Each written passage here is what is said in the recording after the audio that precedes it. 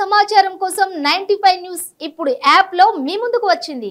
వెంటనే డౌన్లోడ్ చేసుకుని news update తెలుసుకోండి. ప్రతి క్షణం ప్రజాక్షేమం కోసం. Welcome to 95 news. ప్రతి క్షణం ప్రజాక్షేమం కోసం. నేను మీ మాధురి. ఈ రోజు మనం గాంధీ భవన్ లో సీనియర్ లీడర్ అద్దంకి దయాకర్ గారితో ఉన్నాము. వారితో ఇప్పుడు మాట్లాడేద్దాము. నమస్తే సార్. సార్, యాక్చువల్ గా చెప్తున్నది ఏంటంటే బీఆర్ఎస్ అంటున్న మాట 6 వరాలు కాదు 6 సీఎంలు ఉంటారు అందులో. అలాంటి కాంగ్రెస్ పార్టీ అది కూడా మళ్ళీ వారంటీ లేని గ్యారంటీలు అని అంటున్నారు. మీరు ఏమంటారు దాని గురించి? 6 కూడా కాదు, మనోనికి చెప్పురు 29 ఉంటారు. రేపటి రోజున భారతదేశం మొత్తమున కూడా కాంగ్రెస్ సీఎంలు ఉంటారని చెప్పు కేటీఆర్. మీ మాదిరిగా మెయ్య ఆ తర్వాత నువ్వే ఉండరు. తెలంగాణ ఒక్క రాష్ట్రంలో ఒక్కరు ఉంటారు, రాజస్థాన్ ఉంటారని చెప్పు రాముకు కేటీఆర్కు. అన్నిటికంటే ముఖ్యంగా 6 సీఎంలు ఉంటేది, నీకు 60 సీఎంలు ఉంటేది, నిన్నైతే వద్దనుకుంటున్నప్పుడు ఎందుకు ఈ అక్కసు? అది కదా మనం ఆలోచించాల్సింది. కాబట్టి వాళ్ళ మాటలు పెద్దగా పట్టించుకోవాల్సిన అవసరం లేదు. అంటే ఇప్పుడు కాంగ్రెస్ వాళ్ళేమో యాక్చువల్గా బీజేపీ బీఆర్ఎస్ ఒకటే అంటున్నారు. కానీ బీజేపీ వాళ్ళేమో నిన్న మోడీ గారు అన్నారు మేము 9 లక్షల కోట్లు తెలంగాణకి పెట్టాము అని. అదే మళ్ళీ ఇప్పుడు బీఆర్ఎస్ మళ్ళీ విమర్శిస్తోంది, మేమైతే ఒక పైసా కూడా తీసుకోలేదు, మాకు కాళేశ్వరం ప్రాజెక్టుకి కూడా ఒక్క పైసా ఇవ్వలేదని ఒకరినొకరు విమర్శించుకుంటున్నారు. కానీ మీరేమో వాళ్ళిద్దరూ ఒకటే అంటున్నారు. దాని గురించి ఏమంటారు మీరు? భద్రాచలం రాముని కాడికి వచ్చి ఇద్దరు ప్రమాణం చేయమండి, మాకేం సంబంధం లేదని. మీకు సంబంధం ఉందని మేము ఆరోపిస్తున్నాం. కాబట్టి వీళ్ళంతా దొంగ రాజకీయాలు.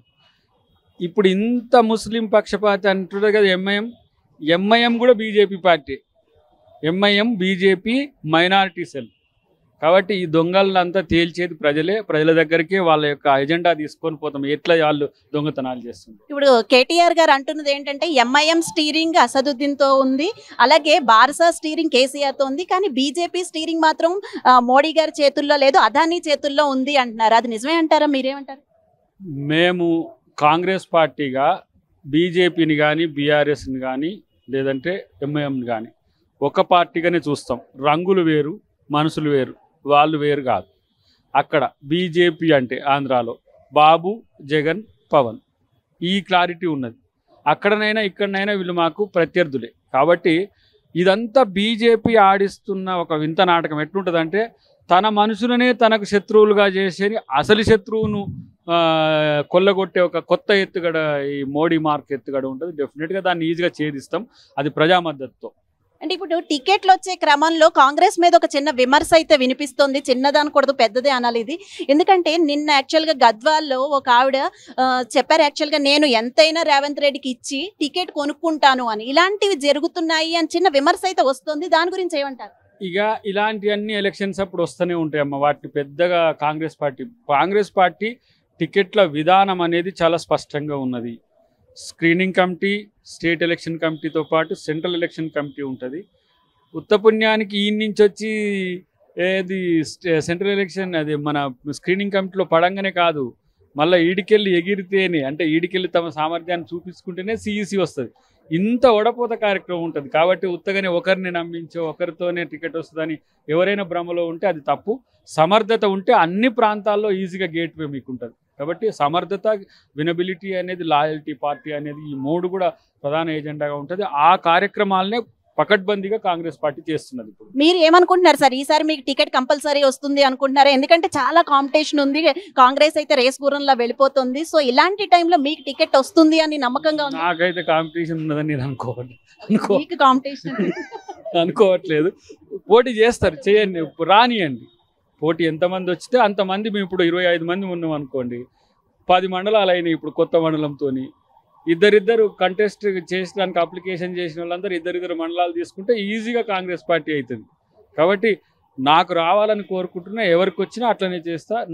అన్నిటికంటే ముఖ్యంగా తుంగతుర్తిలో కాంగ్రెస్ జెండా ఎగరడమే లక్ష్యంగా ముందుకు పనిచేస్తాం. అధిష్టానం నిర్ణయానికి మీరు ఉంటారా యాక్చువల్గా? తర్వాత ఒకవేళ మీరు రాకపోయినా సరే, ఒకవేళ వస్తుంది అని నమ్మకం ఉంది 100% అంటున్నారు, బట్ రాకపోతే ఎలా ఉంటుంది? ముందైనా వెనకైనా, వచ్చినా రాకున్నా, గెలిచినా ఓడినా I'm with Congress. Only Congress మెన్గానే ఉంటా నేను. అది మాత్రం, అంటే ఇది అనుమానం వచ్చేటోళ్ళు చెప్పే డైలాగ్ ఇది, కానీ అది చెప్పుకొని సమర్థించుకోవాల్సిన అవసరం లేదు. I'm with Congress party. అంటే ఇప్పటి వరకు కొంచెం బీజేపీ స్లో అయింది, బట్ నిన్న మోడీ గారి పర్యటన తర్వాత కొంచెం స్పీడప్ అయింది అనుకోవచ్చు. దీనివల్ల ఏదైనా కాంగ్రెస్ కొంచెం దెబ్బపడే అవకాశాలు ఉన్నాయంటారా? అంటే నువ్వు ఉన్నవి చేయబట్టి ఒక పదం వాడలేను, కానీ వాడాలి తప్పదు. మోడీ వచ్చినప్పుడు సినిమాలో ఒక మాస్ సాంగ్ ఉంటుంది కదా, జస్ట్ లైక్ ఈ మధ్య ఐటమ్ సాంగ్ అంటాము, అట్లాంటిది తప్పితే మోడీతో లేచేది లేదు, పడేది లేదు, మోడీతో అయ్యేది కూడా ఏం లేదు. కాబట్టి పెద్దగా మోడీని కానీ బీజేపీని కానీ తెలంగాణ ప్రాంతంలో ఎవరు పట్టించుకుంటారని అయితే నేను అనుకోను. చివరిగా చెప్పండి సార్, అద్దంకి దయాకర్ గారికి టికెట్ వస్తే కనుక తుంగతుర్తికి ఏం చేస్తారు? అద్దంకి దయాకర్ తుంగతుర్తికి టికెట్ వస్తే ఇప్పుడు ఎగ్జాంపుల్ చెప్తున్నా, ఇండ్లు లేవు, ఇండ్లు ఇవ్వాలి, రోడ్లు లేవు, రోడ్లు పోయాలి. ఇప్పుడు మహిళలకు చూడండి వడ్డీ లేని రుణాలు ఇచ్చేది సంఘబంధం సమవనం అట్లాంటి అన్నింటి రీస్టోర్ చేయించాలి. ఇప్పుడు మహిళా సాధికారిత మీద మా మేనిఫెస్టోలో ఉంటుంది. ఇంకా ప్రధానమైనది ఏంటంటే నిరుద్యోగ యువత ఉపాధి లేకుండా పోయింది. తర్వాత మొత్తం మద్యం మత్తులో అవకాశాలు కోల్పోయిన యువత నిర్వీర్యం అవుతున్న వాటిని ఎంపవర్ చేయడం ఉంది. ముఖ్యంగా తుంగతుర్తి ఇప్పుడున్న 9 మండలాలు కొత్తగా ఒక్క విలేజ్ వేరే మండలికి పోయింది.